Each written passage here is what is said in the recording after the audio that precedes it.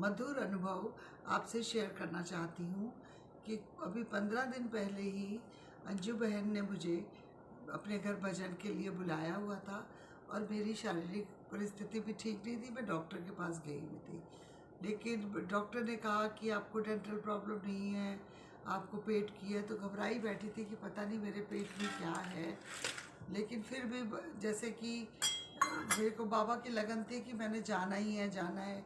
और मूसलधारा बारिश हो रही थी दिल्ली में, लेकिन फिर भी मैं जैसे तैसे अपने स्थान पे पहुंची। और अंजू के घर पहुंचने के बाद तो दरबार में बहुत आनंद आया, भूल भी गई। और जब मैंने देखा कि बाबा भंडारा रूप में भी वहाँ पे विराजित है, तब तो मुझे यूँ लगा कि जैसे किसी ने मेरे को ठीक ही कर दिया है।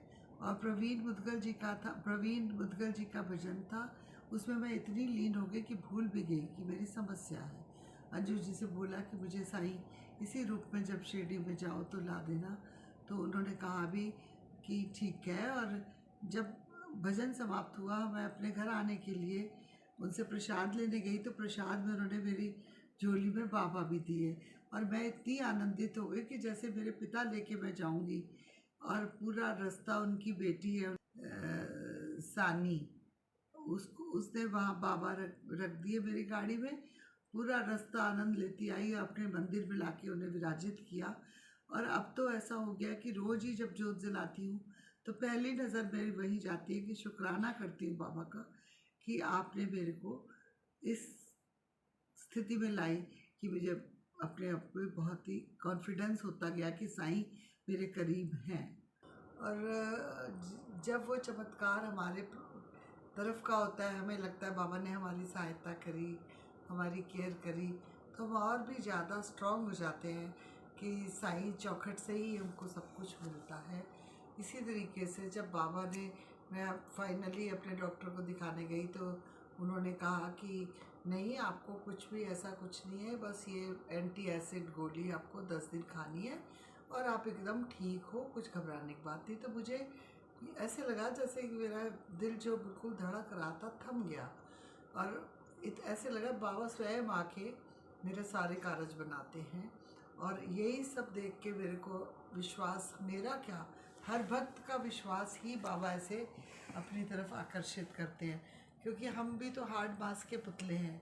जब तक साईं की हम पे कृपा नहीं हो जाती तो हम भी तो जैसे कि प्रूफ मांगते हैं ना, साइंटिस्ट भी मांगते हैं कि प्रूफ मिले तभी हम मानेंगे। उसी तरीके से हम लोग अब इस परिस्थिति में है कि प्रूफ नहीं मांगते, लेकिन जब बाबा की शरण में लगे थे तो हर पल ऐसा लगता था कुछ ऐसा अनुभव हो जाए कि हम बाबा के करीब हैं, बाबा हमारे साथ हैं। और आज वो दिन आ गया। आज मैं वर्षों से, मेरा बेटा उस समय तो 7-8 साल का था, आज तो वो 39 ईयर्स का हो गया। लेकिन हम लोगों को तब से इतने अनुभव हुए, शिरडी के जाना, फिर ये भजनों में, फिर अंजू बहन के साथ इतने सारे चमत्कार होना। कभी पालम मंदिर में हम लोग ने आनंद लिया, कभी हम लोग फरीदाबाद मंदिर में साईं कृति की शूटिंग के टाइम में, वो माहौल ही अलग था। ऐसा लगता था कि वाकई ये मिनी शिरडी बन गई है। और एक बार तो हम लोग साईं सिमरन टाइम शुरू ही हुआ था तो इकट्ठे गए, तो ऐसे लग रहा था कि मेरा भी काम है ये, मुझे उनसे जुदा अपना कुछ लगता नहीं था। और उन्हीं दिनों थोड़े साल पहले, 1 या 2 साल पहले, उन्होंने हमारे साथ में साईं कृति बनाई थी। और मेरा अनुभव इतना सुंदर था कि कभी भी मरते दम तक मैं नहीं भूल सकती। मुझे यूँ लगता था कि उस बाबा के टाइम में भी मैं रही ज़रूर होंगी, क्योंकि साईं कृति में मुझे बायजा माँ का अदाकारी करने का मौका मिला था। और ऐसा लग भी रहा था कि मैं ही कुछ ना कुछ तो थी साईं के साथ ज़रूर। और फिर अंजू जी को उस दिन देख के तो यूँ लगा कि मैं काफ़ी साल बाद मिली उनसे, और उनका चेहरा, उनका सारा कुछ परिवर्तित हो गया। और इतनी शांत, मासूम, और यूँ लगा कि बाबा मई हो गई हैं। वातावरण भी बहुत खूबसूरत था। और साईं कृति में मेरा दिल यही करता था कि कभी मैं दोबारा भी फिर बाबा के साथ अपना अनुभव इस तरीके का कर पाऊँ। लगता भी यूँ ही था।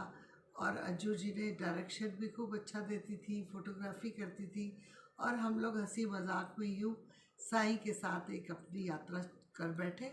बस मैं यही कहना चाहती हूँ कि बाबा हमारा साथ बना रहे, चाहे कितने वर्षों बाद भी मिले, पर दिल में हमारे कभी दूरियां ना हो।